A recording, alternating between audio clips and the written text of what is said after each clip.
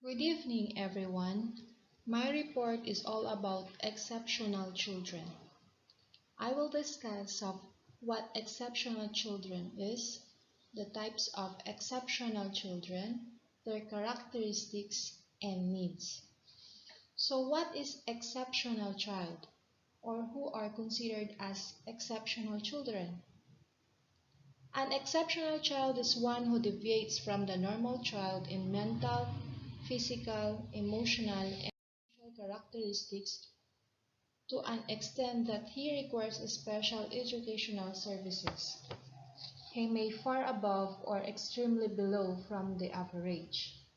Exceptional learners is the term used in the United States to refer to students with disabilities as well as those who are gifted and talented.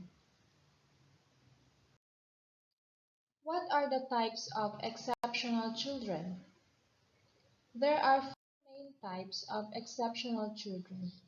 The types are 1. The intellectually exceptional children. They include the gifted children, slow learners, and the backward children. Number 2. The physically handicapped. They include the blind, deaf, and crippled children. Number 3, the emotionally disturbed children, or they include delinquents. And number 4, the multi-handicapped children. They include children having more than one defect. Let us discuss it further. So type 1, the intellectually exceptional child. There are three groups comprising the intellectually exceptional children. On one hand, we have the gifted child. The gifted child is he who has been endowed with great natural ability, intelligence, or talent. Gifted children have high cognitive ability, creativity, and superior talent in special areas. The child with superior intellect in terms of intelligence quotient. We have 25 or 130 and generally fall within the range between 1Q or 130 and 180 or above. What are some characteristics of gifted children? These are, although there is no easy formula for identifying a gifted child, certain characteristics appear to differentiate the gifted child from his or her classmates, such as early ability to read and to understand nuances in the language. A child who is gifted often reads two or more grade levels above current grade placement and reads widely in many areas or intensely in one subject area. Next is early use of advanced vocabulary. The ability to express thoughts readily and clearly is often a characteristic of a gifted child. Next, we have the retention of variety of information. A gifted child often amazes parents and teachers by learning new information quickly and remembering the details over long periods of time. And next one is periods of intense concentration. The child can become totally engrossed in topics or interests while being oblivious to surrounding events. Next, another characteristics, a broad and changing spectrum of interest. The child may be involved in many self-initiated projects at the same time. Another characteristics, we have keen observation and curiosity. An acute awareness of self and the environment is typical of a gifted child. The child may persistently pursue a line of questioning to learn more about topics of interest. Next, complex processing of information. A gifted child is able to perceive relationships, comprehend implications, and process a large amount of information. Next, ability to think abstractly. The child can often move from concrete to symbolic representation very comfortably and at earlier age than most children. Next, strong critical thinking skills. The child is able to perform evaluations based on established criteria and often notices discrepancies between what people say and what they do. Next, ability to follow directions and assumes responsibility. A child who is gifted often shows independence, self-reliance, and responsibility in completing tasks. Next, creativity and inventiveness. The child is able to view situations from varying perspectives, develop and explore alternative approaches, and generate novel products. Seemingly limitless energy. Frequently, a gifted child is alert and eager, delving into interests beyond the usual limitations of children in his or her own age. And last, we have the leadership. The child often assumes leadership roles in a variety of circumstances and settings. So, what are the early signs of giftedness? We can say that a child is gifted if it has unusual alertness in infancy, less need for sleep infancy, long attention span, high activity level, smiling or recognizing caretakers early, intense reactions to noise, pain, frustration, advanced progression through the developmental milestone, and extraordinary memory. Enjoyment and speed of learning, early and extensive language development, fascination with books, curiosity, excellent sense of humor, abstract reasoning and problem-solving skills, vivid imagination such as imaginary companions, and sensitivity and compassion. What are the possible challenges that gifted children are facing off? So there are 9 challenges. Number 1 is self-esteem issues.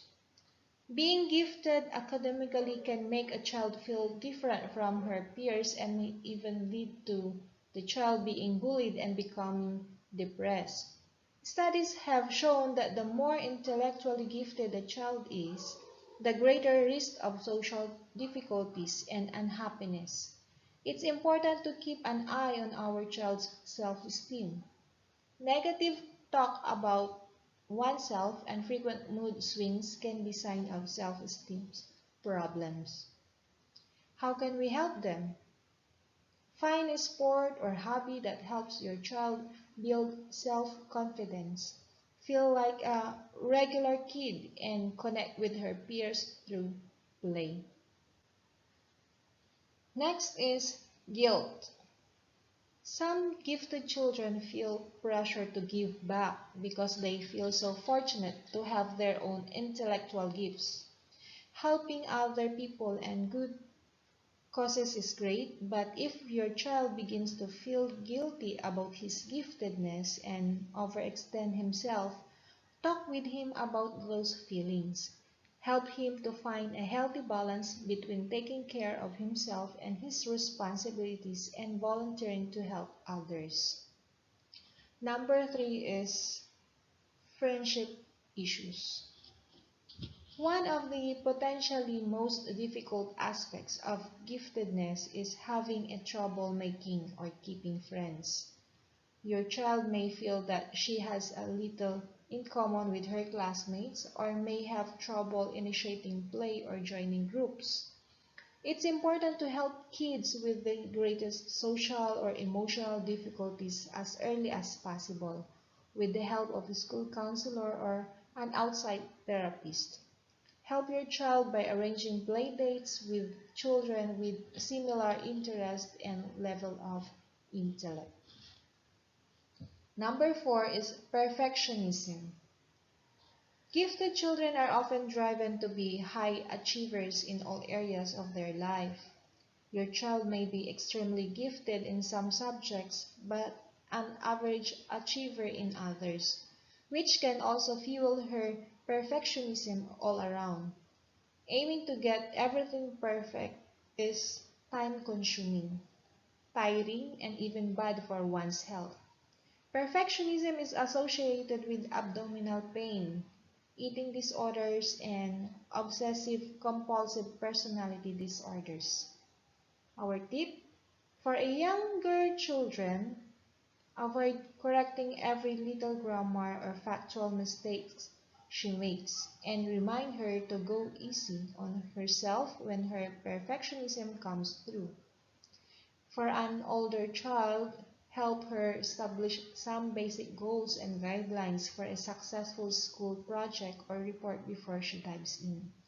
In other words, help your child know when to quit and enjoy the process of learning from a project rather than stressing about getting everything perfect. Number 5 is control issues. Many gifted children like to feel in control from an early age. Your precocious child may demonstrate extreme independence. They may say, "I'll do it by myself." As time goes on, your child's desire to be in control can lead to perceived bossiness among his peers as well as fear of taking risks.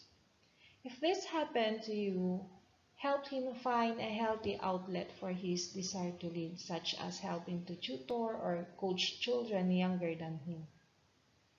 Number 6 is unrealistic expectations. Gifted kids tend to be their own toughest critic. Many struggle with testing because of sky-high expectations they feel when they sit down for an exam. Instead of using giftedness itself as a motivator or standard for your child's performance in school, let us try to keep the same high yet healthy expectations you had when you just knew that she was a bright kid. Number 7 is impatience. Gifted children can be frustrated and impatient with themselves and others. Your child might get flustered when he doesn't immediately understand a word in a book or a homework question, or he might be quick to abandon extracurricular activities that he doesn't excel at right away. Here are the tips if this will happen. Encourage your child to pause, close his eyes, and take some deep breaths whenever he feels agitated. Remind him to be kind in his thoughts about himself and others during moments of frustrations.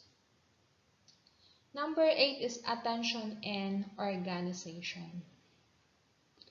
Many gifted children struggle with attention problems and organization skills because they can be abstract thinkers and get bored easily.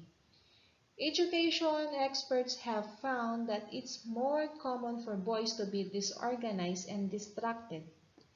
Fortunately, there are tips and tools you can use to help your struggling gifted student. Get to know your child's particular pitfalls and talk with his teacher about problems and possible solutions.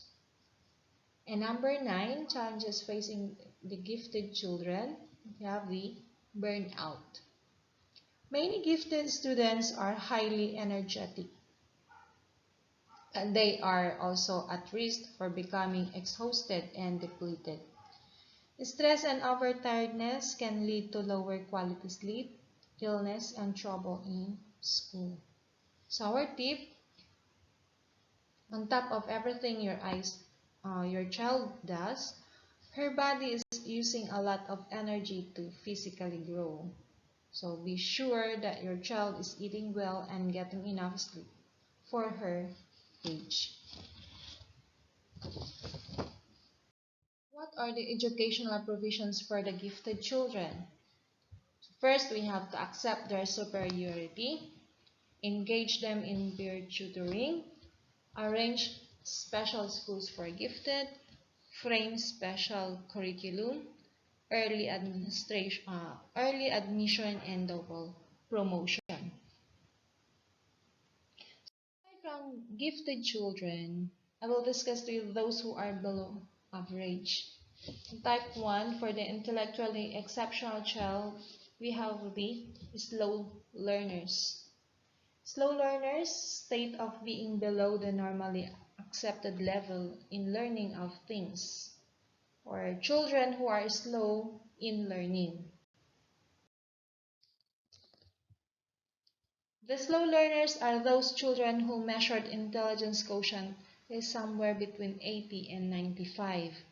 They have problems of adjustment and education which must be understood by parents and teachers. So what are the possible causes of slow learning? We have the biological weakness, physical defects and diseases, the poverty and economic conditions, harsh attitude and dominance by parents, poor method of teaching, lack of adequate motivation. Next, there are 6 tips on how to help slow learners. First one is praise and reward. Motivation works wonders for slow learners. To help them continue learning, it is important to acknowledge even the smallest victory and offer rewards for each milestone. Number 2, set realistic expectations and smaller targets. As a parent and an educator, it is essential to understand what is achievable for the child and set targets accordingly. Number 3, be supportive. Slow learners should be taught to learn from their failures. They should be encouraged to explore and learn at their own pace until they succeed. Parents and educators should be vocally supportive and teach them via oral assignments that are in tune with their competency. Number 4, encourage peer tutoring. This is one of the most effective strategies for slow learners. Parents and teachers should encourage slow learners to study in groups. The more a child interacts with others of his or her age, the more confident he or she will feel. Number 5, encourage multiple intelligence. If the child shows interest in any co-curricular activity, it is essential to support them. This boosts their confidence and they start feeling socially accepted. Number 6, encourage interaction and oral communication. Slow learners should be encouraged to voice their thoughts. Parents should ask their children about their day at school, have discussion on TV shows, sports, and music. For the needs of slow learners, what are some classroom recommendations? So we have the repetition. Repetition, repetition, repetition. You might feel like you are saying the same thing over and over, but it helps make a concept more concrete. Next is encouragement. Encourage other activities in which the child can experience success and keep them connected. Next is differentiated instruction, followed by tutoring. This helps fill in gaps in basic skills and it helps a student cope up. Teaching important concepts. We need to teach study skills to help student become more efficient in studying and teach the most important concepts and leave out some of the less important details. We have also aside from peer tutoring, we have the daily reading. After slow learners, we have what we call mentally handicapped. So, what is mentally handicapped? The mentally handicapped or the educable mentally retarded pupils possess IQ between approximately 50 to 75. They can, however, become literate and socially and economically self-sufficient in childhood. The term no longer used is mentally handicapped. It should be intellectually disabled. So we need to use the word intellectually disabled.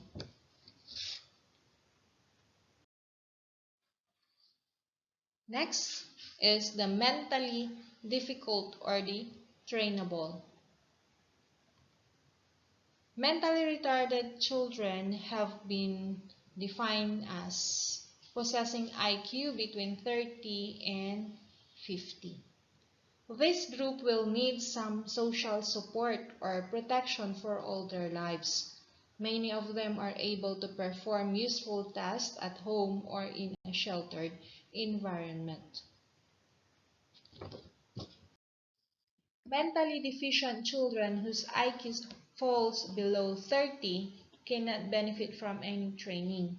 They need custodial care and are called custodial cases.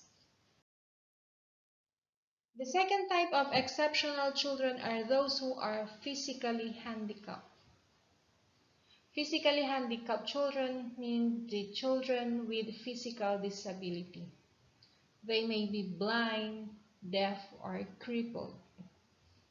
Each of these categories of children needs special care and type of education. The first type or kind in the physically handicapped is the impaired vision. Children with impaired vision may be subdivided into two major groups, the partially sighted and the blind. When partially sighted, vision is between 20/70 and 20/200 in the better eye with correction.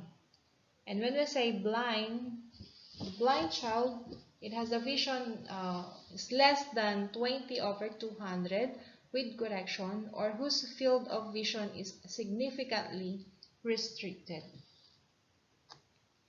These children need special programs, special methods of teaching, special equipment, and teaching aids. For teaching blind persons, the aids such as braille writer, braille slates, and stylus for pupils, braille papers, tape recorders, abacus for teaching mathematics are needed. Aside from impaired, we have also the impaired hearing or hearing impaired. Children with impaired hearing encounter more difficulty scholastically than other children with sensory disabilities. Besides teaching subject matter, a teacher of the hearing impaired must offer instruction in speech development, speech reading, language, and auditory training.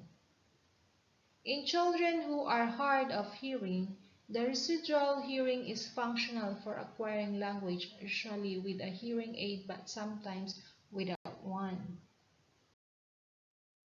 For the deaf students, teaching sign language is important.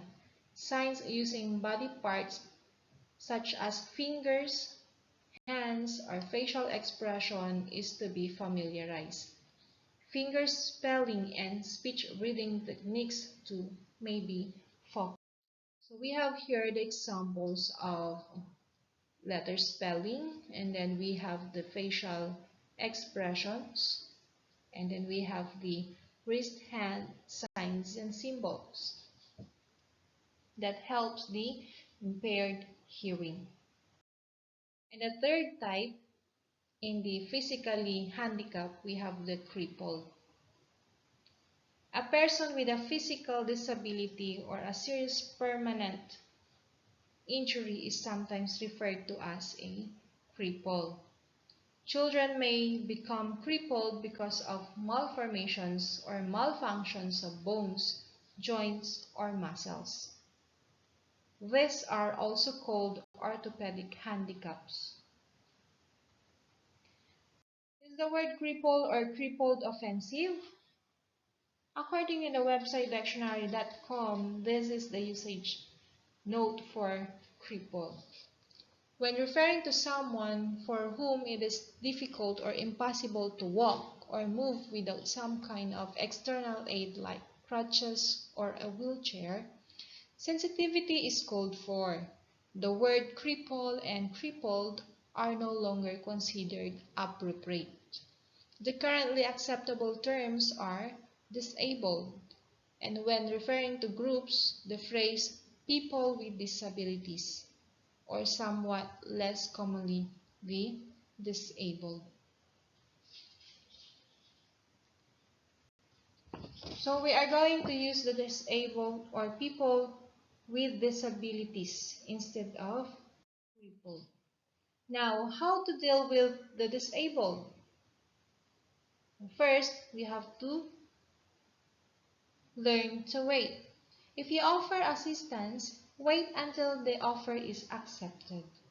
Listen for information about what form the assistance should take.